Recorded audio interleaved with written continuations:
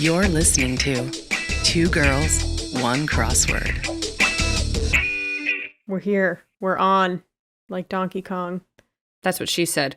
Did you ever order an ice cream like Rocky Road or like Moose Tracks or something from Ben & Jerry's thinking you'd really like it, and then you got it and you hated it, and then you felt really bad that you ordered it because your friend's dad bought it for you, and then he was so sad that you didn't like it that he bought you another ice cream, which you also didn't like, but you ate it anyway because you felt bad that you didn't like the first one and he bought you a new one? That's exactly what happened to me. That's what I thought. Okay. No, what? You don't like Moose Tracks? I can't remember which one it was. Maybe, well, I don't like chocolate ice cream, so I could see that happening to me. Okay. Why not chocolate ice cream? I don't know. I've never liked it. I just, if it's like a little bit, like a little mix in like a Ben & Jerry's type of situation, then it's fine. But one that's like heavily chocolate ice cream based, it's not my favorite. I will eat it, like if I'm desperate. And she's often desperate, and I've always said that. For sugar, to get that sugar hit, baby. I'll eat anything. My favorite type of ice cream is vanilla and chocolate mixed together to make milk chocolate. It's amazing. Like really mixed? Like how some people mix Chipotle bowls? Yes, but that's just weird. And people are stirring it. I know. Do you do that, listeners? Listen, no offense if you do that, but like a lot of offense at the same time. You know what I mean? I knew someone who did that, but he was also from the South. Maybe it's like a regional thing. I don't know. Southerners are just so random. No, I eat mine like straight down. Like you can like see all the layers all the way down as I go start through. From like one end and I go to the. That's how you have to do it. You get a little bit in every bite. To answer your question, yes, stirred exactly like someone from the South may stir their Chipotle bowl. Okay. Yeah, but it's kind of like I can't get behind that. There's a ice cream stand in my hometown. We called it the custard stand. It's just soft serve, but like kind of like custard. And my favorite thing to order from there is black and white milkshake, which is, a milkshake, but it's vanilla and chocolate, and it's amazing. And so then, another thing I would do is I would get like vanilla ice cream and put Hershey's chocolate syrup, and then mix it up until it was like a milkshake consistency. Anyway. A slush. We'll put it on our list. I feel like we have a bunch of random places to hit up in this road trip that one day we'll take through the U.S. Yes. Including the 100-step cemetery in Indiana. Yes, that's actually number 1 since it's so close. Yeah. You really should look into that. Anyways, this is Two Girls, One Crossword. Hey. Thanks for sticking with us. We took last week off. We did. But we're still here. We're still your favorite mostly weekly Podward Crosscast. I'm Grace Topinka. And I'm Chelsea Rowan. The end of the year, things get a little dicey because it's the holiday season. People get married. I don't know. Families want to hang out, that kind of thing. So, yeah. We cannot control who's getting married. We can't. Not. Trust me, I've tried and it's impossible. They don't tend to like that. Spells. I got a whole spell room going and like it's not really working. So people still getting married out there. Yeah. Am I right, folks? Oh, God. If you've ever gotten married, don't listen to our podcast. Oh, we're back. And I guess since we're back, should we like do what we usually do on the podcast and like? Oh yeah, I guess we could do our Polar-Paloozers. Polar-Paloozer. This was a good poll, and I had a hard time deciding what I would pick. Well, I asked, would you rather have a magical pet crow or snake? Because last episode I did on crows and ravens, and Chelsea did on Medusa. Mm-hmm. It's hard for me to think of something. And this is a magical pet crow, so like I feel like that means they can talk and stuff. Mm-hmm. And 91% of people chose crow. Only 9% chose snake. So it was not very close. I really love snakes. Same. But I feel like a magical crow would be more useful because it could like fly ahead and tell you about things, It's true. And I feel like magical snakes get a bad rep because of the whole Nagini thing in Harry Potter.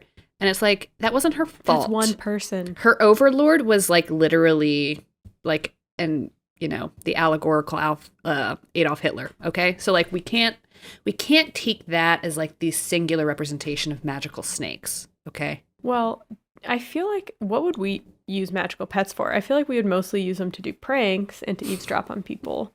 Now, a snake, I feel like, can get around more stealthily indoors. Like a crow indoors, people would be freaking out. Yes. You know? Yeah, they would. But a crow can pick things up and, like, bring it travel to you. long distances probably faster than a snake. Mm-hmm. But snakes can travel in water. Jam up ahead?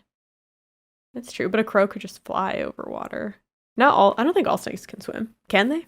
I actually don't know. Maybe they can. I have no idea to know that. She doesn't know anything about snakes. She loves them, but she refuses to learn anything new about snakes. I'll have you know, I have been to the North American Reptile Breeding Expo twice. That was actually before we were friends at work.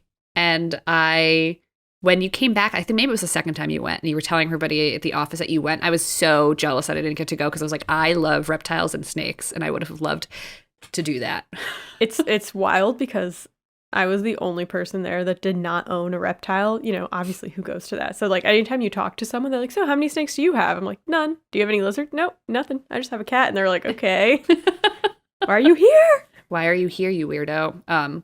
The first time I held a snake, I was like 7 or 8 years old, and it changed the game. I think I was afraid of snakes until then, and then I held it, and I was like, this is the coolest feeling thing I've ever felt, ever.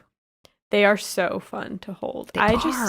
I don't want to have a pet that's in a cage. Yeah, me neither. And I also don't want to feed the mice, which I know is like hypocritical because I feed my cat and I eat meat, and I feed my cat, you know, cat food that has meat in it. But there's something about, like, even if it's a frozen mouse, I just don't want to see it. I saw my friend's little brother feed his mouse a snake once, and it was really sad. You said feed his mouse a snake.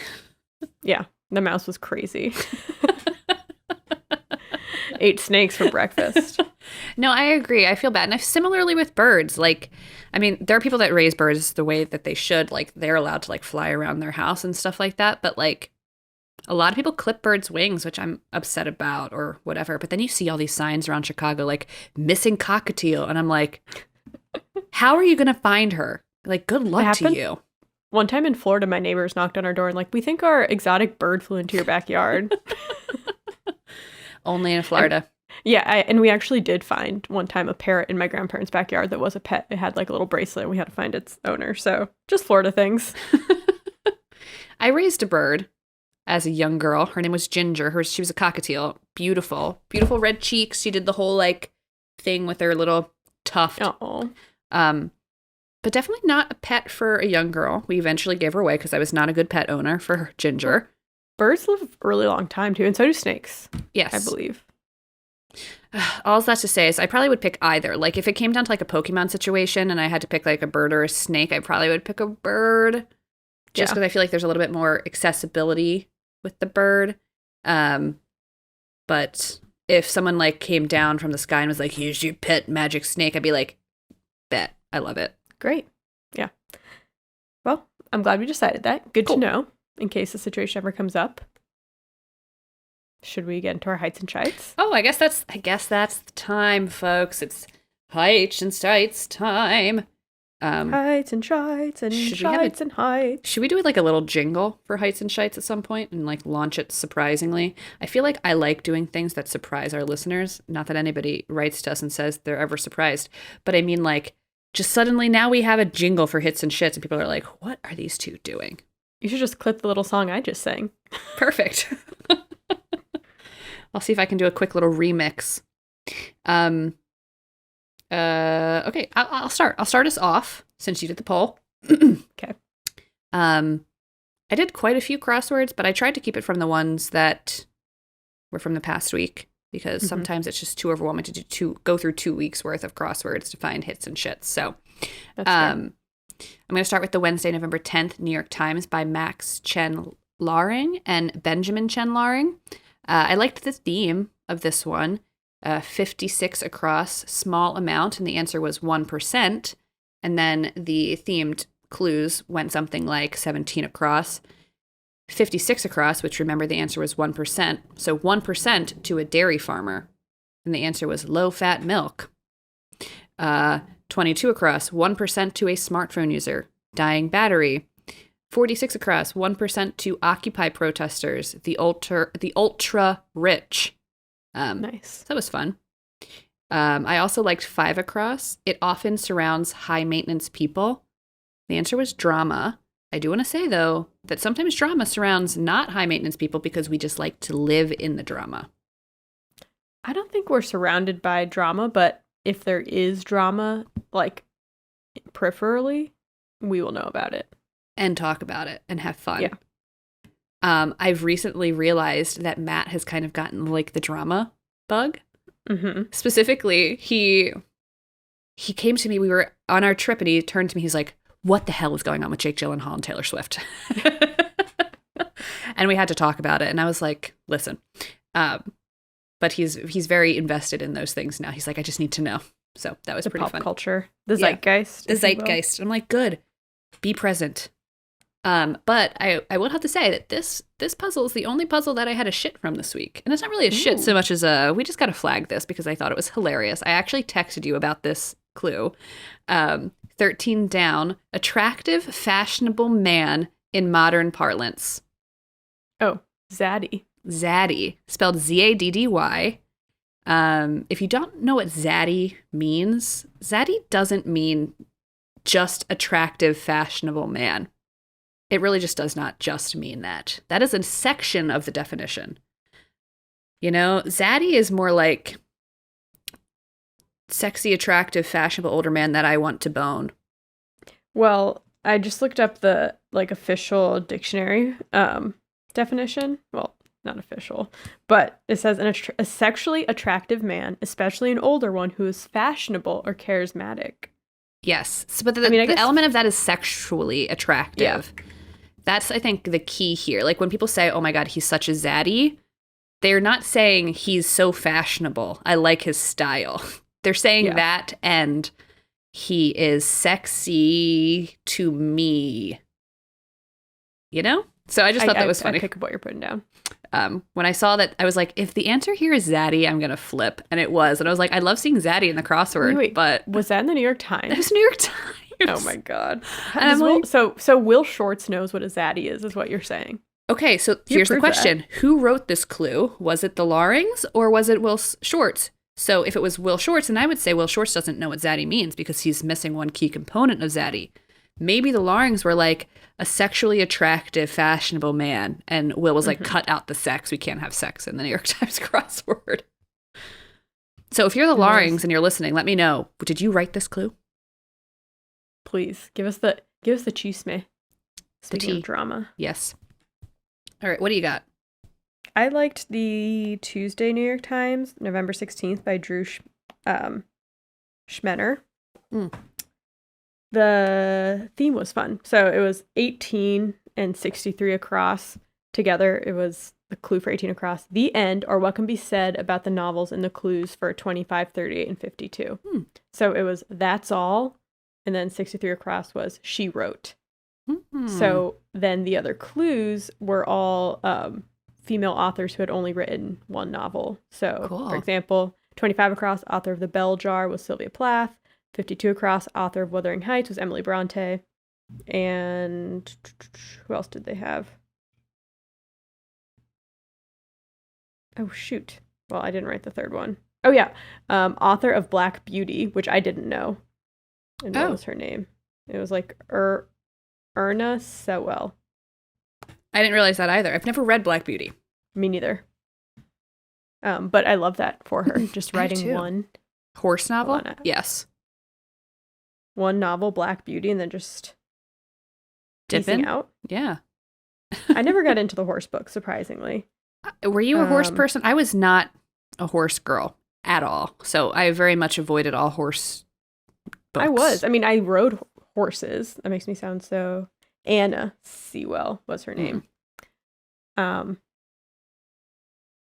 was a horse girl, but I never got into the horse books. I never got into the cat books. Even though I loved like animals, I never got into magical animal books. I didn't either. I never was really into like the ones that were like, those. No, I never read Animorphs. I never read Animorphs. I didn't read the books about the cats, the cat warriors, warrior cats. I never read the books about the rabbit colony that talked. I don't know what that one's about. I forget what that's called. It's like a famous one. I don't remember. I read Watership Down. No, didn't read that one. No. I read Redwall, which I think was mice. Nope. But that was it.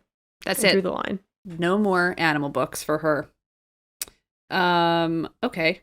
Let's see. What else do I got? I liked the Friday, November 13th New Yorker by Eric Agard.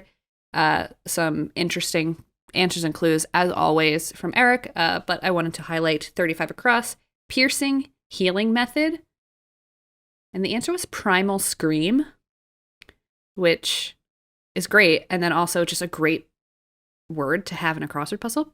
Primal Scream. Love that. 47 Across, Tripped Me Up. I, Zai, or Bun, for example. And the answer was neopronoun. Like, I knew I and Zai were new pronouns, but I didn't know Bun was used as a pronoun. So yeah, I just thought that's why it tripped me up. But I was like, oh, cool, nice.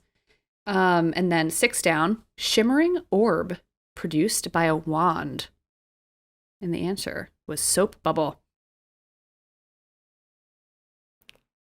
Oh, I get it. Yeah. I was like, wait, what? No, I know, because understand. I was thinking like spells, obviously. Yeah, but obviously. But he got me. He tricked me. What else you got, kid?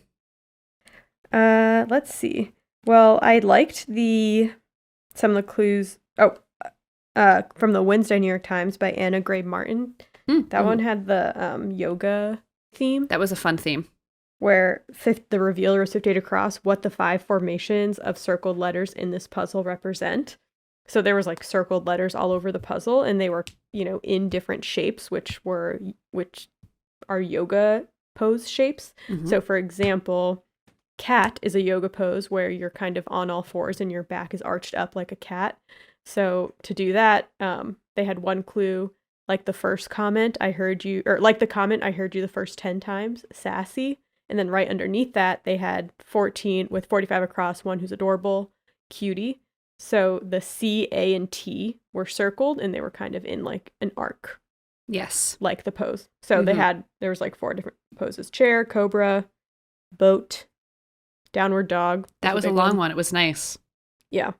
That was fun. But I also liked other clues from this one. So they did have 68 across, Netflix's Sparking Joy with Marie Kondo. And it reminded me of that article that you shared where like Kondo was basically rejected as a clue because it wasn't like relevant enough. Common knowledge. Yeah, common knowledge. Something. Yeah. Even though, especially at that time, it was huge. So I'm happy to see her name in there. And then 27 down, former U.S. coin worth $10 called an eagle.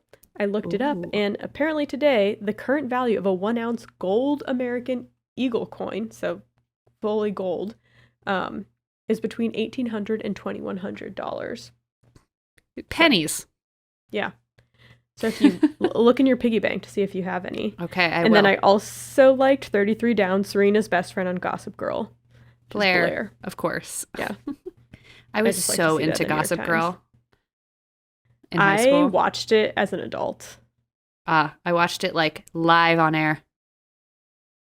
And that's a fact. You would. You're such a Blair. I'm such a I loved Blair and Chuck. I will not shy away from that fact. Honestly, they were the most interesting because they were like kind of queer coded, both of them, and they had the most fun. Screw it. They were kind of chaotic. Well, Chuck's character in the book was actually bisexual, and then they wrote it out for the TV show. They did, but I think they might have written it back in for the new Gossip Girl, but apparently the new Gossip Girl is not good. Yeah, I've seen like clips of it. Everyone looks really attractive in it. Right, and it's kind of like young, hip, like Gen Z, like queer, whatever representation, blah, blah, blah. But I feel like it's one of those things we've talked about before where you have like older people writing young people, and it's like, hey, youths, what's up? You know, and it's kind of like, there's a disconnect here. Or they're like, that doesn't pass the Bechdel test. Like they try to like be woke or something. And it's like, can we? It's not how. Except I feel like we do say that all the time. I know. It just seems cheesy on TV. Okay, but to be fair, I feel like the original Gossip Girl isn't that good either. Like if you rewatch it. No, it's not. First of all, Okay, I don't want to get into a Gossip Girl rabbit hole, but the whole end, like, who is Gossip Girl, makes 0 sense. 0 sense. They obviously did not, they just, like, depict someone at the end because it was not, like, throughout the whole series. They knew, like, we're going to make this person Gossip Girl, so we're going to make it make sense then with all the other episodes. Right. It didn't make sense. Spoiler alert. So. Yeah, spoiler alert for a season finale that ended, like, 15 years ago. Yeah. Oh, okay. What else do I got? I liked the Saturday, November 13th New York Times by Adam Aronson. I learned something. I learned 2 things from 18 Across. A capital whose name means Smoky Bay, referencing the steam from its hot springs. And it's Reykjavik. Oh, I always pronounce this wrong. Help me here. Reykjavik. Okay. I've been there, and I've been in a hot spring there. Wow. So I learned that, which I thought was interesting, but also I learned how to spell that city, because it's so difficult. It is spelled really weird. Yeah. There's a random J in there. Throws you off. Yeah. 28 Across, groups with lots of issues to talk about. The answer was debate teams. Nice. 38 Across, activity with a drawing of names. Secret Santa. It's that time of year, folks. Are you in Secret Santas this year?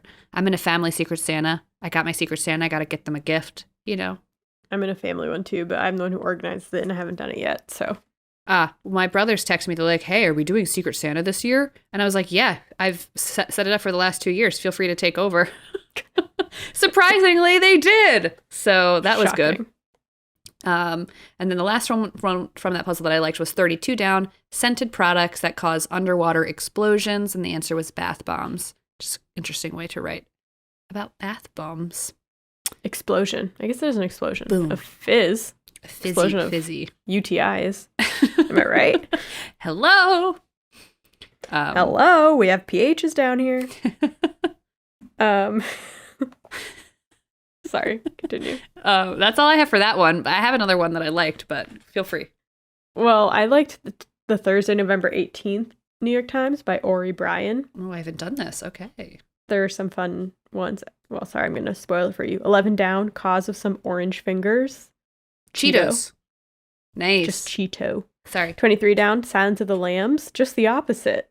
Ba. I just thought that was a fun way to clue ba, which we see all the time. Say it again. Silence of the Lambs, ? Just the opposite. Like the movie Silence of the Lambs, just the opposite. Baz. I'm here. I've connected. I'm on board. I got it. I like that. But I liked the theme. I'll just do a couple of them. So if you want to do it, you can. But so the first one was 16 Across. It has Di, D-I, Gaga, and Godiva. But Di has like arrows pointed at it. So I was like, okay, it's like Lady Di, Lady Gaga, Lady Godiva. But since Di is first in the list, had arrows, it's First Lady. Oh. So another one, 62 Across, it has Ha Ha, Chortle, Tee-hee. And Tee-hee has arrows around it. So it's Last Laugh. Nice. And there's a couple more of those. Very nice. Which is fun. And another one I liked, 4 Across, Tap Alternative ? Bottled water? And the answer was Psst. Ah, nice. That one tricked me for a while. Very good. That's all I got. All right, I'm going to end with the Sunday, November 14th New York Times by Amy Lucido and Ella Dershowitz. The theme was great. 124 Across was the revealer. Slogan about willpower or a hint to 4 pairs of answers in this puzzle. The answer was mind over matter. And so each themed answer was this pair of 2 answers. So first, 23 Across, forgetfulness experienced by soon-to-be moms informally, and the answer is pregnancy brain. And that sat on top of 28 Across, what a baby might start eating at around 6 months, and the answer was solid food. So the word brain from 23 Across sits on top of solid from 28 Across, so mind, brain over matter, solid. Another example, 47 Across, worldly wisdom was street smarts. And then 53 Across, juice cleanse, essentially it was liquid diet. So smarts sat on top of liquid, mind over matter. And then 92 Across, simple flotation device was pool noodle, sitting on top of 97 Across, TV display option, plasma screen. So noodle sat on top of plasma. Mind over matter, baby. It's all about willpower. I feel like we don't use noodle No, to we refer should. to brain as much as we should. I usually use that mess of soup up there. That's usually what I say. And then the last, just going to end on 86 across, like some nachos and questions. And the answer was loaded. And I really want loaded nachos. I could go over some loaded nachos. Did you ever go to Friendly's and get the loaded waffle fries? I've been to, okay, we don't have Friendly's in Florida. Well, in South Florida. I've been to Friendly's once in my life, and it was like when I went to Boston with Alex. Wow. I did not get, I think I got a hot dog. Weird. And cheese fries. Okay. Friendly's was like, It's not acceptable to you? well, I mean, Friendly's was like such an establishment of my youth. It's where I you would go know. after like plays and like all this stuff, and you would go there on Friday night with your friends, and one of the things we would always get was the loaded waffle fries. So good.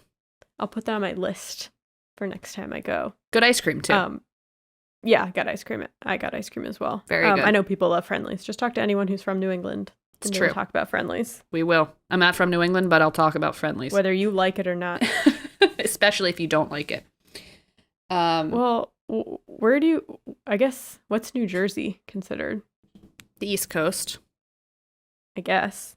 New England, I think, is like maybe New York and North, or maybe Yeah. even like Connecticut and North. Like, I don't know if New York is considered No, New I feel England. like I don't know. Yeah, New York would just be East Coast. Yeah. I can't with you guys. I'm just from the South. I'm not even from the South. She's from Miami. Miami-Dade County. Nothing makes sense. All of our listeners who aren't from the U.S. I wonder what they think about All of this. I mean, is that even something that people know about outside of the U.S.? That's a great question. We do have quite a few listeners that are not from the US. So if you're listening, how do you feel about these regional wars that we have, or these regional like idiosyncrasies? What do you think? Let us know. Please write me a Please, letter. she's literally on her knees begging you. I'll put my personal address in the details of this episode. Yes. Shall we flip our coin and get into our topics? Let's flip the coin, baby. All right. I'm flipping the coin now.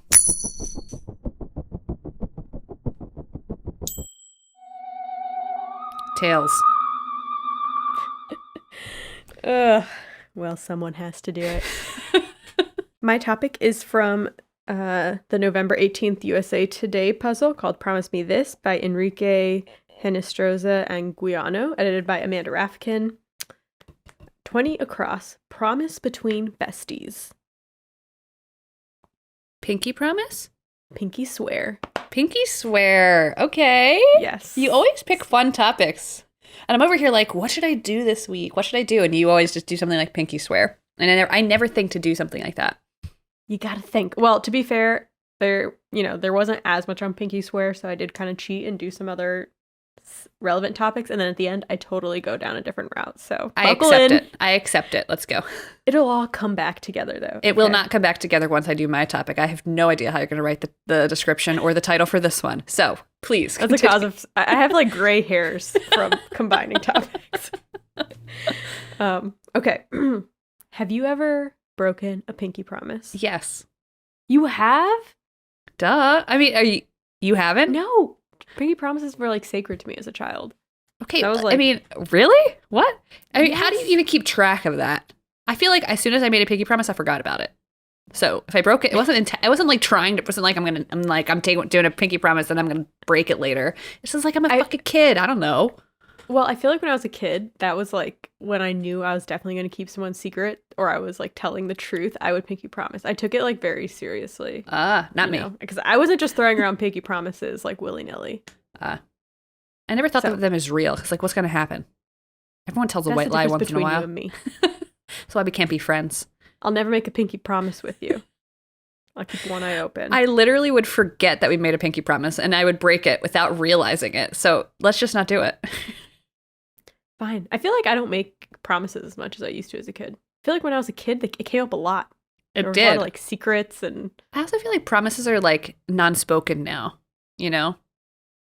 Like I feel like I could guess. tell you, like, I mean, when you have like a best friend or you're with a partner or something, like there's like an unspoken rule of like what you can and can't share that they share with you. You know what I mean? I guess. But I feel like I don't have juicy stuff anymore, you know? I know. It doesn't really come up that often. Well, that's life, I guess. Anyways, a pinky promise is when people intertwine their two pinky fingers to signify a vow or secret to be kept. Unless you're Chelsea, then it's just a lie. That means nothing. Welcome to my life. It's used all over the world, mostly by children. But where did it come from? Before we get into pinky promises, let's go back to the importance of pinkies and fingers in East Asian mythologies. Okay. So, the red string of fate is a belief that originates in Chinese mythology that says there's a red cord around the finger of those that are destined to meet each other. Mm-hmm. In ancient Chinese myth, the string is tied around ankles. In Japan, it's tied around one person's little finger and another person's thumb. And then in Korea, it's tied around the little fingers of both people. However, in modern times, it's common in all three cultures for the string to be depicted around pinky fingers. And why? I just want to say, hold on. I just want to say, there's a lot of K-dramas that use that as like a trope where like, yeah, it's like a fated relationship or something. And like they keep getting pulled back to I kid you not, I've seen maybe 10 K-dramas that use that as like a trope. And I'm like, is this like a big thing in Korea? Like, I don't know. Like I don't see that trope here. Well, I don't know about that. I mean, I know that this, according to the internet, this myth exists. Right. I don't know how popular it is. Yeah. Let us know. Is it just like a TV trope thing? Yeah. But the reason pinkies make sense is because the ulnar artery connects the heart to the pinky finger. So basically a thin vein runs from your heart to your pinky, runs out and connects to someone else's heart through their pinky. Very cute. So it's I'd be curious for one of us to finally do palm reading. Because I would like to talk about, I feel like that must be connected to like some sort of like seer or like fortune teller type like folk belief as well. What you're different. I'm sure like the lines on your pinky then mean something. Yeah. So there's one Japanese legend that, this is according to Faina.com in an article called The Legend of the Red String of Japan. So one Japanese legend tells of an old man who lives in the moon and comes out every night to search among kin spirits to reunite them on Earth, spirits that have something to learn from each other. So when he finds two people that need to meet and have something to learn from each other, he ties a red thread to them so that they find their paths. The origin of the pinky swear is thought to originate from Japan as well, specifically from the Japanese mafia, or yakuza, and their yubikiri practice, which translates to finger cut off. So this is basically a loyalty practice in which you have to cut off a part of your own finger if you break a promise. And like you start at, the top knuckle, and you would have to like go down. I guess, I hope you never hold me to that kind of accountability for pinky promises. Well, that's where it comes from. That's why they're so serious, and some people treat it as such. Okay. Also in Japan, kissing another person's palm is used to give assurance that a deal is sealed. So it's likely that like the practice kind of evolved over time into something more innocent, intertwining pinkies, and it somehow got over to the US through immigration or film later on. But a pinky promise in Western world is mentioned as far back as the 1860s in Bartlett's Dictionary of Americanisms, which is exactly what it sounds like, a dictionary of Americanisms. And this is a quote about pinky promise. Quote, "Pinky, pinky, bow bell, whoever tells a lie will sink down to a bad place and never rise up again." So, doesn't have quite a nice ring to it, but... Ominous. Okay. Yeah. In Korea, there is an additional part of pinky promise where you touch thumbs to each other in order to seal the deal. It's very cute. It's like kissing. It's like... Yeah. Well, I feel like when we would do pinky promise, then you would like kiss your... Yes. You would like intertwine, and then each person would kiss their own fist. And then maybe a thumb touch. And then maybe like really a little, just a peck on the cheek, something just like a little saucy. And then like a hug. Yeah. And then maybe like a pat on the head. Anyway, next. Yeah, so that is where pinky promises originate from. So kind of dark. But let's talk about other gestures and hand stuff. I love hand stuff. Let's do it. Yes. So finger crossing. This is used for good luck for yourself and for others. Also, when you're lying, you have your fingers crossed behind your back. So there's two main theories for why this originated. There's one that says in pagan Western Europe, people believed in sacred geometry, which said that good spirits resided at the intersection of crosses. So people would make wishes by crossing their index finger with someone else's. But then eventually they realized, I could do this on my own by crossing my index finger with my middle finger. That's really cute. I love that. Yes. hence the one-handed fingers crossed. That'd be a cute tattoo, like to get with a best friend. Trust me, I'm thinking about this. But you can't have matching tattoos. You can't. You literally can't, because you get a matching tattoo and then it's over. Everything's over. It's over. Another theory is that, which is less fun, is that it involved from early days of Christianity, where Christians were persecuted for their beliefs. So in order to recognize fellow Christians, secret hand gestures were made up. One being touching thumbs and then crossing index fingers, forming a fish symbol. And it's theorized that during the 100 Years' War, soldiers were desperate for God's help, so they would cross their own fingers, since it would be too inconvenient to, find someone else and do the crossing with someone else's fingers. So then they got the one-handed cross. Okay. And historians seem to give more credit to the second theory because finger crossing is not as popular in Buddhist and Muslim communities. Interesting. Okay. Moving on. Handshake. According to History.com, one of the earliest depictions of a handshake is found in a 9th century BC sculpture, which shows Assyrian king Shalmaneser III handshaking with a Babylonian ruler to seal an alliance.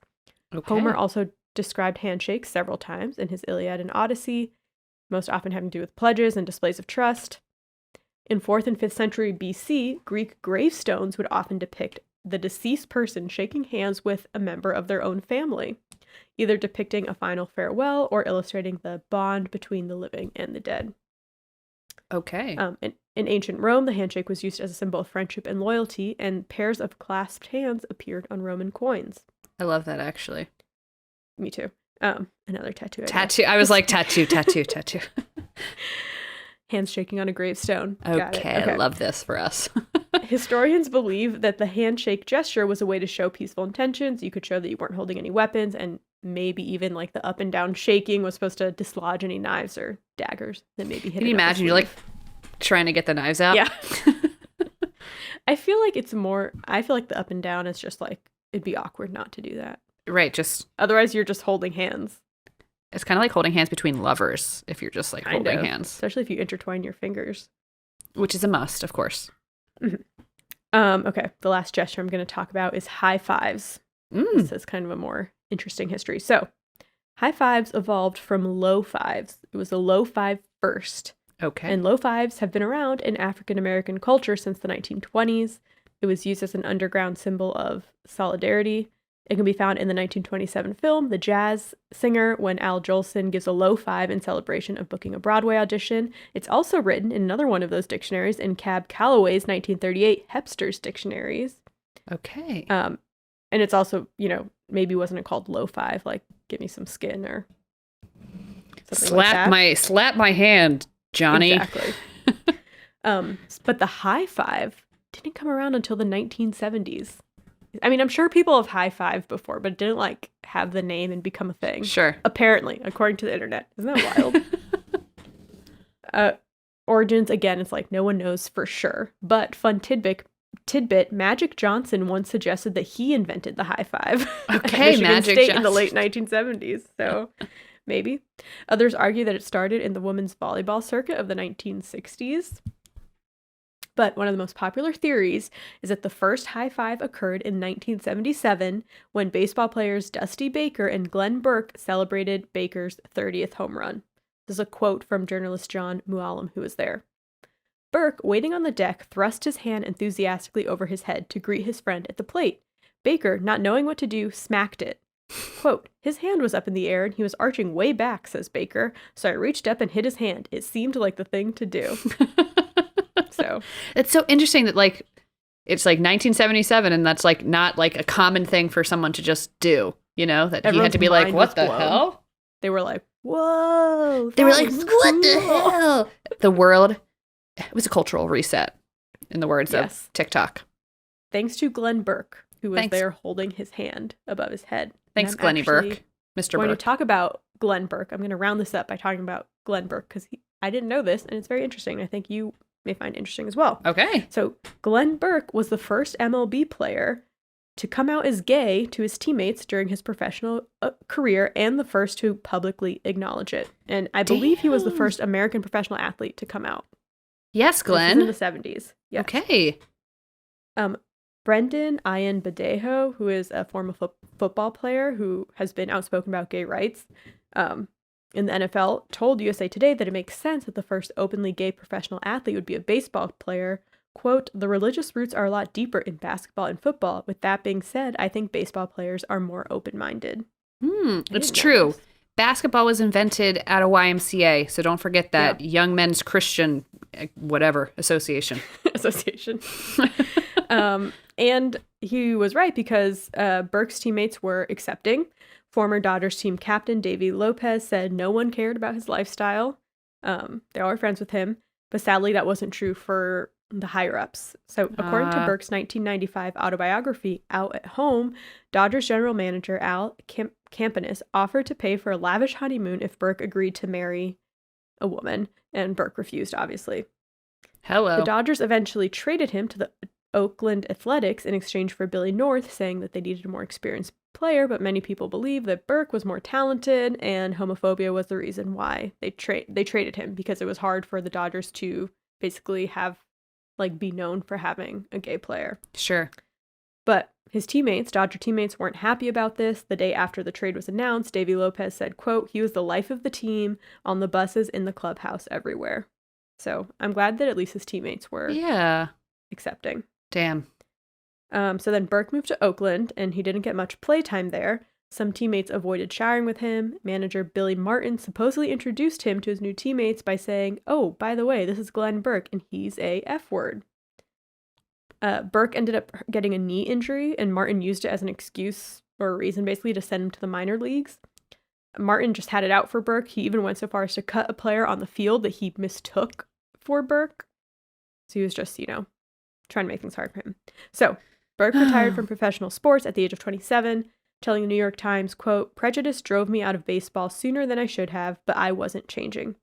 Good for him. He told People magazine that his, quote, mission as a gay ball player was to break a stereotype, and he thought that it worked. Good. After retiring, Burke lived in San Francisco, where he played for many years on the San Francisco Gay Softball League. Now, I would not want to be playing with a professional baseball player on a rec friendly team. Yeah. Anyways, but back to the high fives. He used high fives with other gay residents of the Castro district in San Francisco, and so the high five became a symbol of gay pride and identification. Very nice. It all comes together. Yes, it all comes back. Unfortunately, Burke turned to drugs to fill the void of leaving professional sports. His battle with AIDS became public knowledge in 1995. The Oakland Athletics organizations did come together to help him financially, even though they treated him like shite when he was on their team. Thanks a lot. In interviews at the time, he didn't seem to hold any grudges. The only regret he had was that he never had the opportunity to pursue a professional career in basketball as well, because he was also a really good basketball player. Ah, good for him. Yes. Sadly, he died in 1995 at the age of 42 due to AIDS complications. The second MLB player to come out publicly didn't happen until 1999, when Bill Bean came out 4 years after his retirement and 4 years after Burke had died. So he really was the only one out for a long time. In his lifetime, no other MLB player had come out. And there's honestly not many professional athletes that are out, even to this day. I mean, there's a lot more than there was, but it's still, for the number of people that are in the world that are actually gay, the numbers, they just don't add up. Something's going on. Adding up. In 2014, it's male professional athletes. Yeah. Not the same for female professional athletes. In 2014, MLB honored Burke during the pre-game press conference of the 2014 All-Star Game, but the Fox broadcast did not mention him. But I'll end on a more positive note. In June of 2021, this year, Oakland Athletics renamed their annual Pride Night in Burke's honor, and they held the first Glenn Burke Pride Night on June 11th. 2021. Okay. Wow. Well, so people are allowed to change. Yeah. But I mean, the people running Oakland Athletics now may not be the same people. Right. And also, there is a thing called, rainbow capitalism out there, where people just, they're like, we have to do something for Pride because it's a big demographic of money spenders. Yes. So keep that in mind as well. But it's always good to see LGBTQ representation, queer representation, Pride. It's good. I love that his teammates all accepted him. Yeah. And really liked him. Yeah. Well, I wish he had had an easier life. Yeah. But yeah, I told you we were going to start with pinky promises. We ended up get into handshakes. But now anytime you handshake, high five, fingers crossed, or pinky promise, you'll remember this episode. Yes. High fives are for queer people only. So Sorry. we don't make the rules. My turn? My turn? My turn? Yes. My topic comes from the Thursday, November 11th New York Times by Mark McLaughlin. 28 across. There are 5,164 along the Great Wall of China. And the answer is steps. Wow. So we're talking about the Great Wall of China, baby. We had to do it. You knew it was coming up one of these days. It had to happen. And it's happening today. So yeah, Great Wall of China. We talked about the world wonders like really early on in the podcast. And we talked very briefly, probably just mentioned in passing that the Great Wall is like often considered one of the world wonders in various lists here and there. Yeah. If you listen to the episode, there's not one list. There's not one hard and steady list. Everyone's got a list. BuzzFeed's got a list. New York Times has got a list, okay?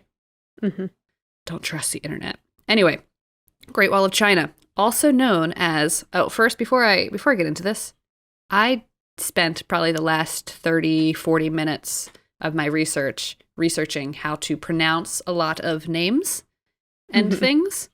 I'm just going to try really hard, but I apologize in advance because pronunciation resources for Chinese are not great. And YouTube likes to troll. So I don't know what's real and what's not. I know. Sometimes those YouTube videos, I'm like, wait a minute. And then the comments are like, this isn't right. I don't know who to believe. I don't know. So I'm trying my hardest. But that's all I can do. Anyway, so we're talking about the Great Wall. It is also known as the Wanli Changchen, which stands for the 10,000 li long wall. And a li is a term of measurement in China. So if you don't know, the Great Wall is a massive bulwark, which is essentially just a defensive wall. It was erected in ancient China, and it is one of the largest building construction projects ever undertaken. And it totals more than 13,000 miles in length. And it's located in northern China. So, to give you context of like what 13,000 miles is, the continental United States from east to west is about 2,800 miles long. 2,800 miles long. The Great Wall of China is not running in a straight line, okay? It's like kind of turns and twists and things like that. The total length is 13,000 miles, over 13,000 miles. Oh my God. It's insane. Yeah. So contrary to what you might think, the Great Wall is not a singular long wall. It's actually consists of numerous walls, many which are parallel to each other, built over approximately 2 millennia across northern China and southern Mongolia. Over 2,000 years this thing was constructed. Bonkers. The most extensive and well-preserved version of the wall dates to the Ming Dynasty, which was from approximately 1368 to 1644. And this section of wall runs 5,500 miles east to west. And the wall traces crest lines and hills and mountains. And it's about 70% of the wall is actually physically constructed, where a fourth of the length is entirely of like natural barriers, so rivers, mountain ridges, etc. So it's not just all wall. It's like wall and then it hits a mountain, and then on the other side of the mountain it's more wall. So let's get into history. It's dense, as a lot of ancient world history is, so I'm going to, keep it, I kept it as short as I possibly could, but let's get into it. The Great Wall, as we know it, developed from opposing border fortifications and castles of individual kingdoms. So China wasn't always one big country. For a very, very long time, it was divided into various states, and each state had their own ruler and their own borders, which meant that they needed their own fortifications and defenses. Hence, all of these opposing border fortifications or walls that they would build. And these defenses not only fended off invasion from opposing states, but also invasions from nomads or barbarians in various raids. It was around the 7th century BCE, so 700 before Common Era, that the state of Chu began one of the earlier permanent defense systems, and this is now known as the Square Wall. And then this idea took hold, and many neighboring states followed suit in the hundreds of thousands of years that followed. So I'm just going to run through some basic facts about these states building their walls. The Qi state built an extensive perimeter wall. The Zhongshan state built a wall system to kind of stave off invasion from the Zhao and Qin states. So like they were kind of fending off from other Chinese states. The Wei state had 2 defensive wall systems called the Hexi, meaning west of the Yellow River, and the Henan, south of the river. The Zheng state also built a wall system, which was then rebuilt by the Han state after they conquered the Zheng state. You don't really need to memorize all of this. It's just to show you how many states there are and how many walls were being built. Approximately 338 BCE, the Qin state grew politically and militarily. They were the strongest among the 7 states, but they were frequently raided by nomadic people from the north. Therefore, the Qin state needed to erect their own wall, and then they did. The Yan state had 2 separate defense walls, the Northern Wall and the Yishui Wall, which was, again, an effort to protect their own kingdom from raids from the north, and also from raids from the Qi state, which was to the south of them. In 221 BCE, the first Qin emperor, whose name was Huang, unified China. So he got all the states together, and he was like, we're going to be one China. That's a massive, massive, massive oversimplification, but that's what he did. He unified China. And this was in 221 BCE. He looked at his unified China and he was like, there are so many goddamn wall fortifications all over the goddamn place. So what we're going to do is we're going to only focus on the perimeter walls of our new unified country, and we're going to remove all of the internal walls. Okay. And so he ordered the removal of fortifications set up between the previous states because they were basically only there to like block movement, which was not good for a now unified country. Like, we're all the same country. We don't need to have walls stopping us from going to the next place. Okay. And so he also ordered a general to go up to the northern border of China and kind of protect it from invasion, but also to link the existing segments of walls built by the Qin, Yan, and Zhao states. So this general went up there and was like, okay, we're going to defend it from invasion, but we're also going to connect all of these walls that had been built by separate states. And this is where the name 10,000 Li Long Wall comes from this time period. So 2 li is approximately 0.6 miles or 1 kilometer. Construction of this construction, as ordered by Huang started in 214 and lasted a decade. Hundreds of thousands of soldiers and conscripted workers labored on the project. And then eventually the Qin Dynasty fell and Huang died, and the wall was largely left unmanned, ungarrisoned, and fell into disrepair. No one was using it. So this 10,000 li long wall, no one was using it suddenly. It went to waste. So then from the fall of the Qin Dynasty, or the Qin Dynasty up until the Ming Dynasty, the history of the wall is long and varied. Mostly, whichever faction or dynasty was ruling China at the time would find ways to strengthen and elongate the wall. And it was used as a defense system from invasion. The expansion of the wall was also used to contribute to the growth of farming in northern and western China, and to grow the trade route, which eventually became known as the Silk Road. I'm going to go through some bullet points of moments in history worth calling out. But again, there's many more. You can read about them online. In 121 BCE, there was a 20-year project that was set up to extend the wall. The strong points set up along the wall included a beacon every 5 li, a tower every 10 li, a fort every 30 li, and a castle every 100 li. A castle? They took this stuff very seriously. Yeah. Very seriously. In 417 CE, so Common Era, we're now past the birth of Christ, as some might believe, the wall was extended more than 620 miles, And then in 552 CE, the Bei-Qi Kingdom launched several big construction projects that were nearly as extensive in scope as the Qin Dynasty.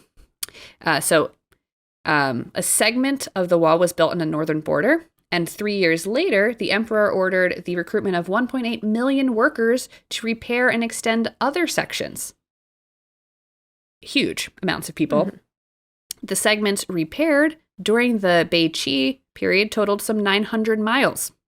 And then, of course, because these segments were being repaired and lots of effort and money was being put into these areas, then towns started propping up barracks and garrisons and all types of things.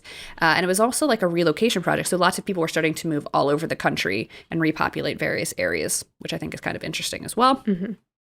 I'll also note that there were periods of time when China extended beyond their original frontier. So the wall at one point marked the northernmost part of China. But depending on who was in rule, like they might extend past it. And then because the state ruled past the wall, they didn't need to use it as a defensive mechanism, and then it would fall into disrepair. But then there were times when they had to fall back because they were being invaded, and they would either use the wall again, or they would have to fall further back, and again, it would fall into disrepair. So is that why there's like parallel walls then? Yeah, and also because they keep changing the edge. Because the border kept changing, and also the walls were being built by different factions a lot of the time too. So, China was unified, but then there was a period of time where it wasn't unified anymore, and then it was unified again. Mm-hmm. It's not as simple as just one wall, folks. It never is. It never is. So that brings me to the Yuan Dynasty, or the Mongol Dynasty, and they were in power from 1206 to 1368, and the Mongols controlled all of China during this time, as well as other parts of Asia and huge parts of Europe. As a defensive structure, they didn't care about the Great Wall. They didn't need to. They ruled the entire area. They didn't need the Great Wall because they ruled it. Mm-hmm. So basically, it was not significant to them, although they did use some garrisons and kept some people around to basically stave off rebellion and to promote trade, because the Silk Road kind of ran with the Great Wall. That brings us to the Ming Dynasty, which took over from the Mongol Dynasty. That was between 1368 and 1644.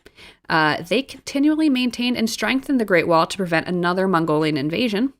Most of the Great Wall that stands today is a result of the work done during the Ming Dynasty. But then the Ming Dynasty fell and it was taken over by the Qing Dynasty. And the Qing Dynasty ruled from 1644 to early 1900s. Mm-hmm. And they had a totally different diplomatic effort than the Ming Dynasty. The Ming Dynasty was like, fuck the Mongolians, you're never coming back, we hate you, defense, defense, defense. The Qing Dynasty was like, actually, we're just going to be really nice to everybody that separates us. This is a simplification.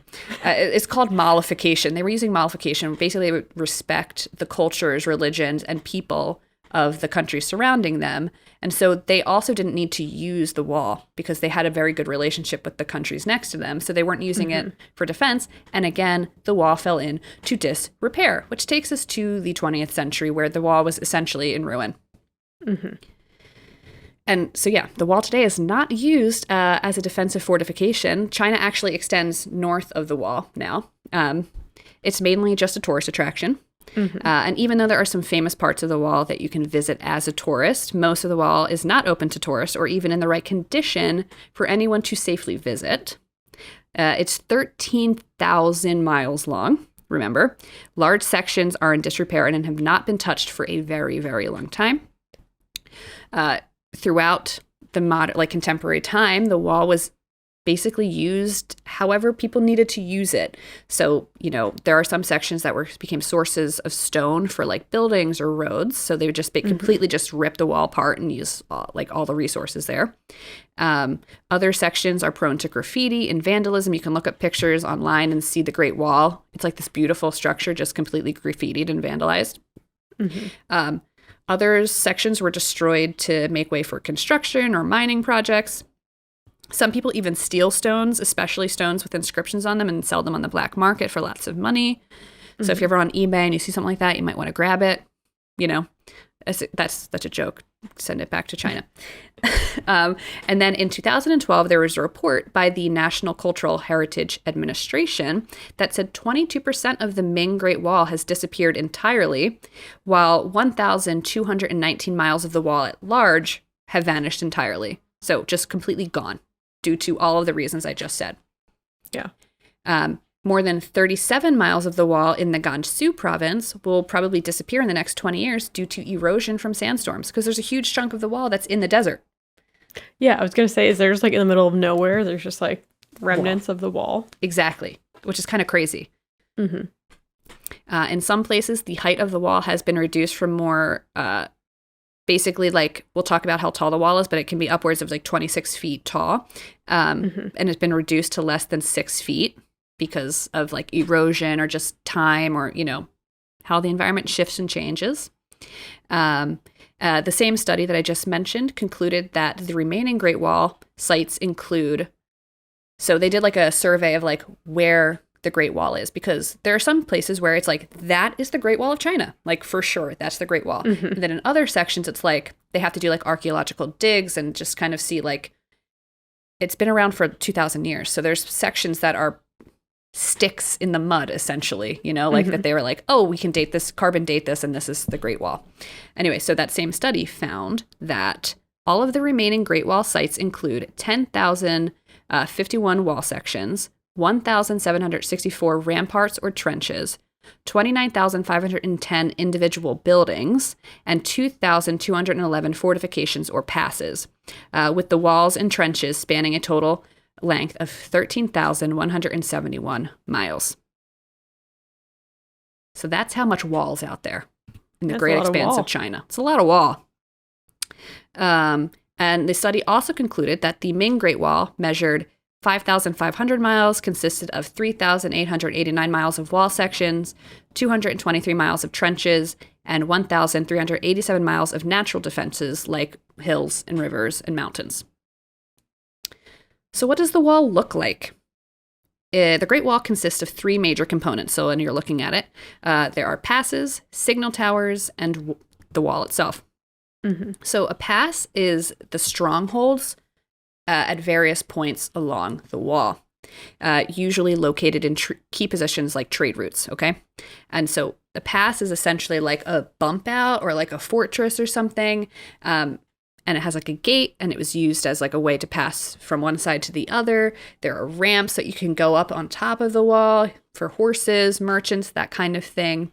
And like you would use this area to like station soldiers in a lot of ways. Some portions of the wall you could actually go inside of, and like you could use it, like you could be inside the wall at like the lower level and like shoot arrows out of, which is interesting. That's cool. And then passes, or these like fortresses, also had watchtowers, and those stood 3 stories tall, and some passes even had moats. So just more fortification measures, like defense measures. Then we have the signal towers. They were also called beacons, beacon terraces, smoke mounds, or kiosks. Essentially, a signal tower is like used to send military communication. So this is before cell phones, obviously. So people would light like beacon fires or lanterns during the night, or they would send smoke signals during the day. Think of Lord of the Rings movie where they light the big beacon fires and you can see them across the mountains. That's exactly what they would do at the Great Wall to kind of send info to buddy over there. And then the last component of the wall is the wall itself, which is the key part of the defensive system. Usually, the wall stood at 21.3 feet wide at the base and 19 feet wide at the top, with an average height of 23 to 26 feet tall. Huge. It's really wide. I didn't expect it to be that wide. It's really wide.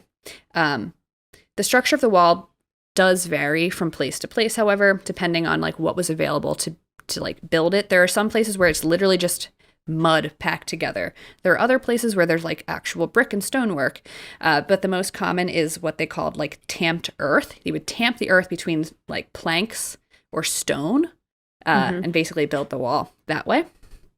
And like I said, you could also move inside a lot of the sections of the wall and like kind of shoot enemies through these little things called crenels or something. I forget how to pronounce that. So do you want to visit the wall? Yeah. Me too. Sure, let's go. Let's go. The most popular and recommended place to visit the wall is north of Beijing.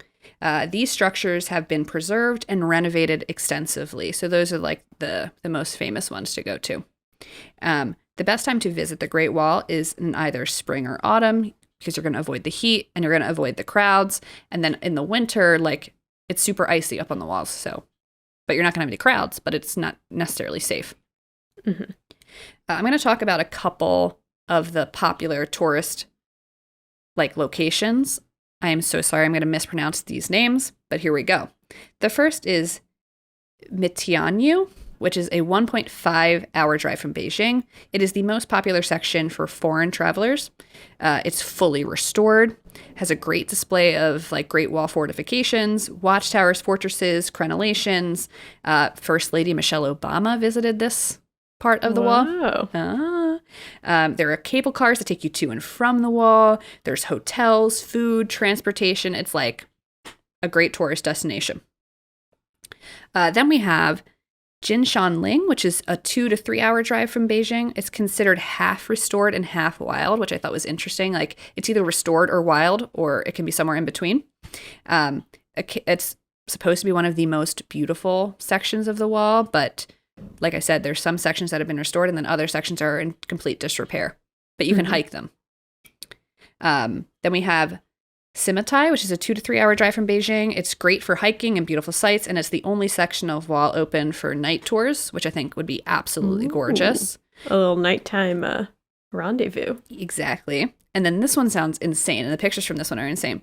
Jinhao, which is a 3 hour drive from Beijing. It is considered a completely wild section of wall, and it's one of the most dangerous sections of wall open to the public.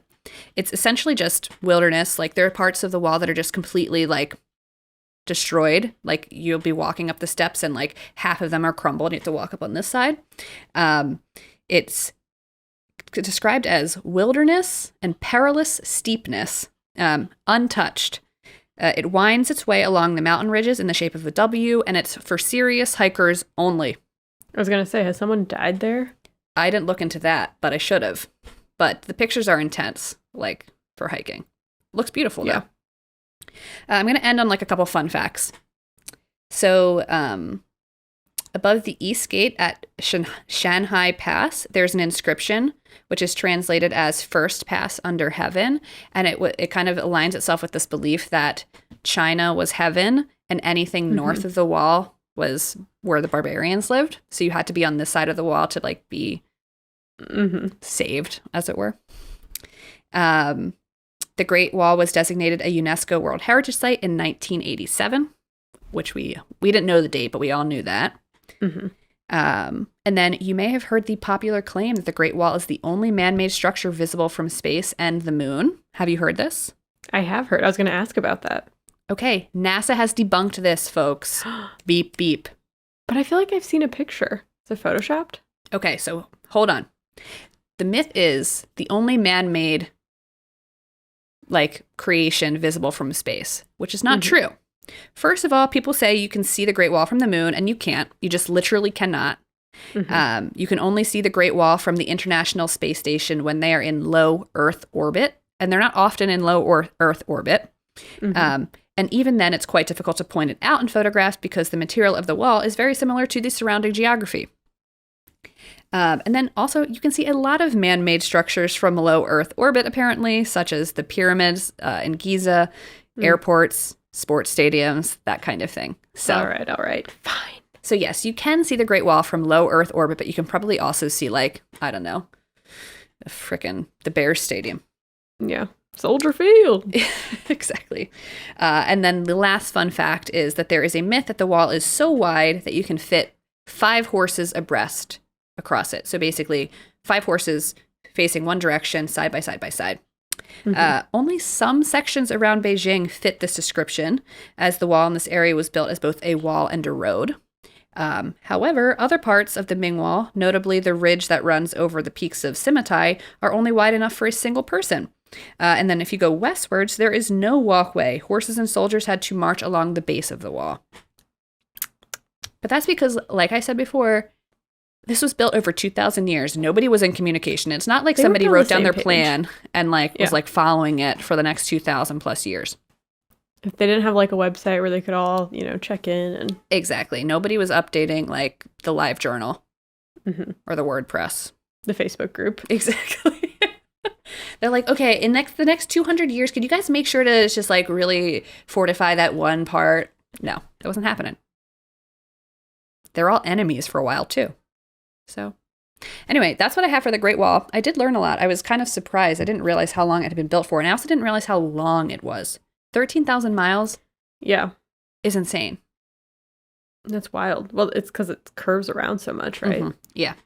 I wonder what's like from point A to point B, like as the crow flies.